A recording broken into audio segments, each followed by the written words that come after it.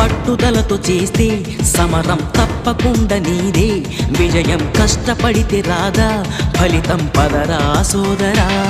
నీ ధైర్యం తోడై ఉండగా ఏ సాయం కోసం చూడక, నీ ధ్యేయం చూపే మార్గంలో పోరా సూటిగా. ఏ నాడు వెనకడుగేయక, ఏ అడుగు తడబడనీయక, నీ గమ్యం చేరేదాకా దూసుకుపోరా సోదరా.